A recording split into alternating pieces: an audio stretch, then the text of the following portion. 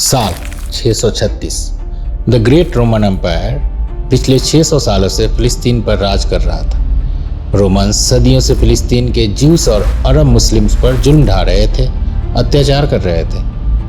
तभी उस वक्त के सबसे ताकतवर लीडर हजरत उमर की नज़र फिलिस्तीन पे पड़ी, जिन्होंने पहले ही रोमन और पर्शियन एम्पायर्स को मिट्टी में मिला दिया था और इस्लाम धर्म को पूरी दुनिया में फैलाना शुरू किया था। लेकिन उन्होंने बिना युद्ध किए शांति से फिलिस्तीन को आज़ादी दिलवाई और कैपिटल जेरूसलम में अपनी हुकूमत स्थापित की। साथ ही वहाँ के सभी लोगों को आज़ादी से रहने का मौका दिया। लेकिन फिर ऐसा क्या हुआ कि फिलिस्तीन का बड़ा हिस्सा इस्लाम के हाथों से निकलकर ज्यूस यानी यहूदियों के पास पहुँच गया, और कैसे ब्रिटिशर्स ने डबल गेम खेलकर फिलिस्तीन में एक ऐसा कॉन्फ्लिक्ट का आगाज़ कर दिया था जो कई दशकों से फिलिस्तीन को अंदर से खोखला करता जा रहा था। जानेंगे फिलिस्तीन के 4000 साल के इतिहास आज के इस वीडियो में। तो आज से करीब 15 लाख साल पहले अफ्रीका की होमो इरेक्टस नाम की इंसानी प्रजाति फिलिस्तीन के उविदिया पहुंची थी, जिनके ह्यूमन रिमेन्स वहां की कई गुफाओं में पाए गए हैं। फिर समय बीतता गया, इंसान और ज़्यादा बुद्धिमान होते गए और 10,000 से 5,000 BCE के बीच फिलिस्तीन उर्फ जेरूसलम में इंसानों की कई एग्रीकल्चर कम्युनिटीज बनना शुरू हुई। लेकिन तब वहाँ कोई कॉन्फ्लिक्ट नहीं था, बल्कि फिलिस्तीन के कॉन्फ्लिक्ट की कहानी शुरू होती आज से 3000 साल पहले। दरअसल आज से करीब 4000 साल पहले प्रोफेट अब्राहम का जन्म हुआ था, जिन्हें पैगंबरों के पिता के नाम से भी जाना जाता है। कहा जाता है कि अब्राहम को गॉड ने कहा था कि आप अपने पिता तेरह के घर उर शहर को छोड़कर फिलिस्तीन में जाकर सेटल हो जाओ, जिसे उस वक्त होली लैंड के नाम से भी जाना जाता था। इसलिए अब्राहम ने वहीं जाकर अपनी सल्तनत बसाई। उनके 2 बेटे थे, इसहाक और इस्माइल। अब जहाँ इसहाक ने ज्यूडिज्म धर्म की स्थापना की, वहीं इस्माइल को अरबों के पिता माना जाता है।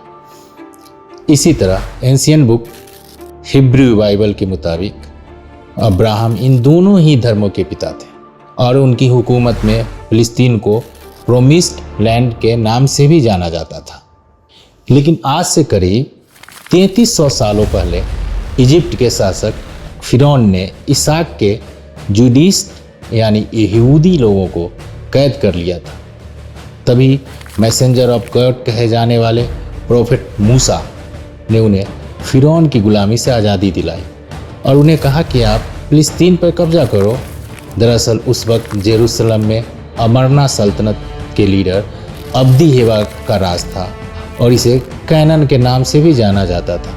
लेकिन इसहाक के बेटे बानी इजराइल ने कहा, हम किसी से जंग नहीं करेंगे, जिसकी वजह से उन्हें 40 साल रेगिस्तान में रहना पड़ा। इसी बीच मूसा पर तोरह नाम की एक होली बुक लिखी गई, जिसमें ये लिखा हुआ है कि ये इलाका अब्राहम की औलाद के लिए है, यानी कि फिलिस्तीन पर इसहाक के बेटे बानी इजराइल के साथ इस्माइल के अरब लोगों को भी हक था। और शायद यही वह वजह है कि ज्यूस और अरब इस एरिया में मिल बांट कर रहने के बजाय आज भी इसके लिए लड़ रहे हैं। समय 1300 BCE। खैर, 40 साल रेगिस्तान में बिताने के बाद इजराइल ने अपने नए लीडर जोशुआ के साथ मिलकर फिलिस्तीन पर हमला कर जीत हासिल कर ली। लेकिन कुछ ही समय बाद फिलिस्तीन एक बार फिर इनके हाथ से निकल गया और अगले 300 सालों तक बानी इजराइल सल्तनत इस इलाके को फिर से जीत नहीं सके।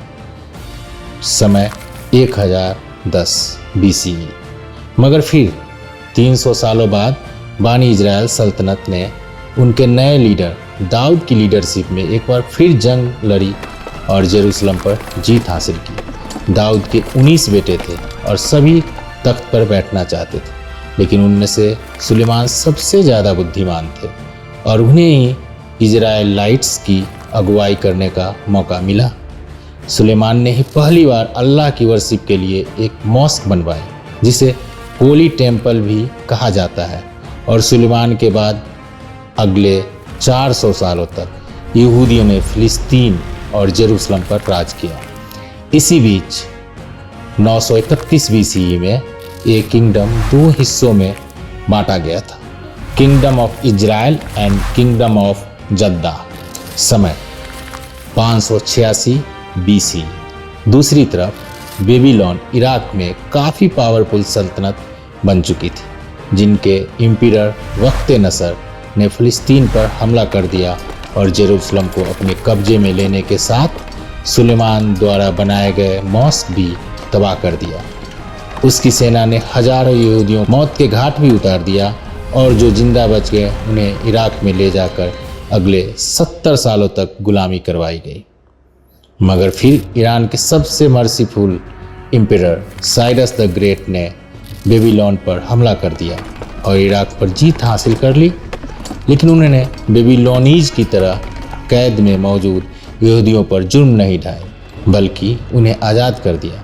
अब यहूदियों के पास रहने के लिए जगह तो नहीं थी, इसलिए साइरस द ग्रेट ने उन्हें जेरूसलम वापस दिया और अपना घर बसाने से लेकर उनके होली टेम्पल को फिर से बनवाने के लिए फंड्स भी दिया, जिसे बेबीलोन के शासक ने तबाह कर दिया था। जिसके बाद यहूदियों ने फ़िलिस्तीन पर फिर 400 सालों तक राज किया।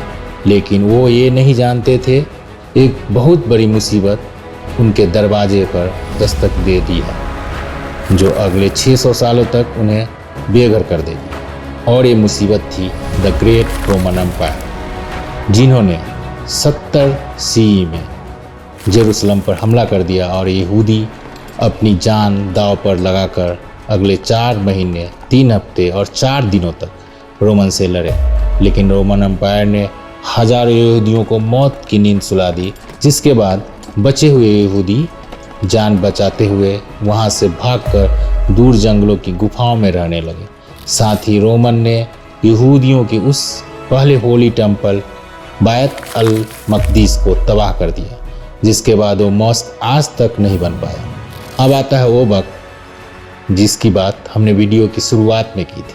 600 AD में रोमन ने अरब देशों में तेज़ी से फैल रहे इस्लाम रिलीजन पर हमला करने की कोशिश की, जिसका खामियाजा उन्हें अपनी हार से भुगतना पड़ा, क्योंकि इस्लाम के सबसे पावरफुल लीडर कहे जाने वाले हज़रत उमर ने कुछ ही सालों में रोमन और पर्शियन दोनों एम्पायर्स पर फतह हासिल कर ली। जिसके बाद जब मुस्लिम ने शांति के पैगाम के साथ जेरूसलम का दरवाज़ा खटखटाया, तो वहाँ के गवर्नर सोफ्रोनियस हज़रत उमर की पर्सनालिटी को देखकर खुद जेरूसलम उन्हें सौंप दिया।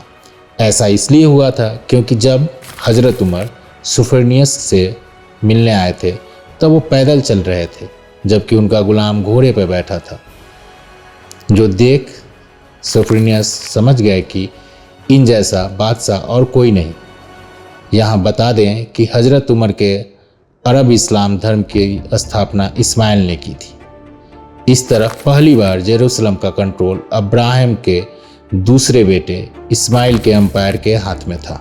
लेकिन उन्होंने अपने भाई यहूदियों पर हमला नहीं किया, बल्कि उन्हें भी जेरूसलम में रहने की इजाज़त दे दी। इसी के साथ करीब 450 सालों तक मुसलमान, क्रिश्चियन और यहूदी जेरूसलम में एक साथ रहने लगे। मगर फिर यूरोप के क्रिश्चियंस के एम्पायर यानी क्रूसडर्स ने साल 1099 में जेरूसलम पर हमला कर दिया, जो इतने ज़्यादा हैवान थे कि उन्होंने निहत्थे बच्चों और औरतों को भी नहीं छोड़ा और कुछ समय में पूरे जेरूसलम का हाल नर्क से भी बदतर कर दिया, जिससे मुस्लिम सल्तनत की हार हुई। जिसके बाद करीब 90 साल तक क्रूसडर्स ने जेरूसलम पर राज किया। लेकिन इजिप्ट और सीरिया के सल्तनत सलाहुद्दीन अयूबी से जेरूसलम में मुस्लिमों पर हो रहे अत्याचार बर्दाश्त नहीं हुआ और उन्होंने पूरी दुनिया से मुस्लिम सेना इकट्ठा करके साल 1187 में जेरूसलम पर हमला किया और क्रूसडर्स के एम्पायर को जंग के मैदान में धूल चटा दी। जिसके बाद सभी इस्लामिक रिलीजन्स के लोग पूरे 300 सालों तक फ़िलिस्तीन और जेरूसलम में खुशी से रहे। लेकिन फिर साल 1516 में टर्की के ओटोमन एम्पायर ने जेरूसलम और ग्रेटर सीरिया को अपने कंट्रोल में ले लिया और सल्तनत उस्मानिया की शुरुआत की, जिसके बाद भी और 400 सालों तक मुसलमान, यहूदी और क्रिश्चियंस जेरूसलम में शांति से रहे और ऑटोमन एम्पायर की क्रूरता के साथ मिलकर सामना कर रहे थे। लेकिन फिर ब्रिटिशर्स ने कुछ अरब लीडर्स को ऑफर दी कि हम आपको ऑटोमन एम्पायर से फ़लस्तीन वापस जीतने में मदद करेंगे। साथ ही उन्होंने दुनिया भर में फैले ज्यूइश यानी यहूदी लोगों से भी कहा कि हम आपको फ़लस्तीन में अपना घर बनाने में मदद करेंगे। अब आप कहेंगे कि ब्रिटिशर्स दो तरफ से गेम क्यों खेल रहे थे, तो बता दें कि फ़लस्तीन को कब्जा में करने के लिए उन्हें अरब लीडर्स की ज़रूरत थी, जबकि वो ये भी चाहते थे कि फ्यूचर में ऑटोमन एम्पायर के ख़त्म होने के बाद फ़लस्तीन में एक ऐसा देश बने जो फ्यूचर में उनका साथ दे। इसलिए उन्होंने यहूदियों को भी ऑफ़र दी थी, जो 1897 से फ़लस्तीन में अपना देश बनाने की मुहिम चला रहे थे, जिसे जियोनिज्म के नाम से भी जाना जाता था। इसी तरह ब्रिटिशर्स ने 1917 में पूरी तैयारी के साथ जेरूसलम पर अटैक किया और 400 साल पुराने ऑटोमन एम्पायर को ख़त्म कर दिया। साथ ही वहाँ पर यहूदियों के लिए ज्यूस कॉलोनी बनाकर एक तीर से दो निशाने लगा दिए। इस ज्यूस कॉलोनी में धीरे धीरे दुनिया भर के ज्यूस लोग आकर बसने लगे। उन्होंने वहाँ फैक्ट्रीज की शुरुआत की, स्कूल बनवाए, हॉस्पिटल्स बनवाए और ब्रिटिशर्स की परमिशन से अपनी छोटी सी आर्मी भी बना ली। हालांकि अरब्स ने इसके खिलाफ आवाज़ उठाई। ब्रिटिशर्स ने उनका मुंह बंद करवा दिया, क्योंकि ब्रिटिशर्स को यहूदियों से पैसा और सपोर्ट दोनों चीज़ें मिल रही थी। इसी बीच शुरू होती है वर्ल्ड वार 2, जिसमें हिटलर ने अपने डेथ कैंप्स में 60 लाख इनोसेंट यूरोपियन ज्यूस यानी यहूदियों को मौत के घाट उतार दिया। हिटलर की इस हैवानियत को देखकर यूरोप और दुनिया भर के यहूदी फ़लस्तीन में अपनी ज्यूस कैंप में आने लगे। अब यहाँ ज्यूस ब्रिटिशर्स के भी खिलाफ हो गए थे और फ़लस्तीन में आए दिन सिविल वार्स हो रही थी, क्योंकि यहूदी अब किसी भी हालत में अपना स्टेट पाना चाहते थे, जबकि अरब्स को ये सही नहीं लग रहा था। दूसरी तरफ ब्रिटिशर्स भी वर्ल्ड वार 2 से काफ़ी थक चुके थे, इसलिए उन्होंने फ़लस्तीन छोड़ने का डिसीजन लिया और रातों रात एक कॉन्फ्लिक्ट यूनाइटेड नेशंस के सिर पर फेंकते हुए फ़लस्तीन से 9-2-11 हो गए। आपको बता दें कि उस वक्त फ़लस्तीन में अप्रॉक्स 6 लाख यहूदी, 12 लाख मुस्लिम्स और 1 लाख क्रिश्चियंस थे, मगर यूनाइटेड नेशंस के पार्टीशन प्लान में 56% फ़लस्तीन लैंड ज्यूस को देने की बात की, जबकि मुस्लिम की पॉपुलेशन डबल होने के बावजूद उन्हें 44% लैंड ही देने की प्रपोजल रखा गया, जिससे फ़लस्तीन में कई लड़ाइयाँ हुई। लेकिन 14 मई 1948 के दिन इजराइल एक इंडिपेंडेंट कंट्री बन गई, जिसके सिर्फ एक दिन बाद इजिप्ट, जॉर्डन और सीरिया आसपास के इन तीनों मुल्कों ने इजराइल पर हमला कर दिया। लेकिन इजराइल ने उन्हें भी मात दे दी। साथ ही इजराइल ने फ़लस्तीन के थोड़े और हिस्से को अपने कब्जे में कर लिया और 7 लाख फ़लस्तीनियंस अरब को अपने घर खाली करके जाने पड़े। जिसके बाद 1956 और 1967 में भी अरब देशों ने इजराइल पर हमला करने की कोशिश की, लेकिन 6 दिनों की इस जंग में इजराइल ने फिर एक बार अरब्स को मात दे दी और अपनी बाउंड्रीज को और ज़्यादा फैला दिया। मगर फिर 1979 में इजराइल इजिप्ट ने पीस पेपर साइन किए और इजराइल ने साइनाई पेनिनसुला की एरिया इजिप्ट को वापस कर दी, जो उसने 1967 की जंग में अपने कब्जे में की थी। वहीं बीते 75 सालों में फ़लस्तीन में कई ऐसे रिबेल ग्रुप्स बने जो यहूदियों से इजराइल छीनना चाहते थे। वहीं गाजा स्ट्रिप और वेस्ट बैंक जैसे इलाकों पर इजराइल की नज़र भी कुछ ज़्यादा साफ सुथरी नहीं थी। इसी वजह से कई छोटे मोटे युद्ध होते रहे, लेकिन पर्दे के पीछे फ़लस्तीन में हमास नाम की एक ऑर्गेनाइजेशन काफ़ी मजबूत बनती जा रही थी और 2023 में उसने इजराइल पर अटैक कर दिया, जिसके बाद इजराइल ने भी हमास के बेस गाजा स्ट्रिप के सामने स्टेट ऑफ वार डिक्लेयर कर दिया। और ये जंग अब तक चल रही है और इसमें हजारों लोगों की जान जा चुकी है। लेकिन असल में ज्यूस और मुस्लिम्स दोनों को साथ में मिलकर रहना चाहिए, क्योंकि उनका ओरिजिन एक ही फैमिली से है, ना कि दुश्मनी से। तो दोस्तों, फिलिस्तीन की डिटेल्ड हिस्ट्री बयान करने वाला ये वीडियो कैसा लगा कमेंट्स में बताएं, और अगर पसंद आया हो तो प्लीज़ इसे लाइक, शेयर और सब्सक्राइब करना ना भूलें और हमें सपोर्ट करें। और ऐसे ही इंफॉर्मेटिव हिस्टोरिकल वीडियोस देखने के लिए हमारे चैनल को सब्सक्राइब करके बेल आइकन जरूर प्रेस कर दीजिए। धन्यवाद।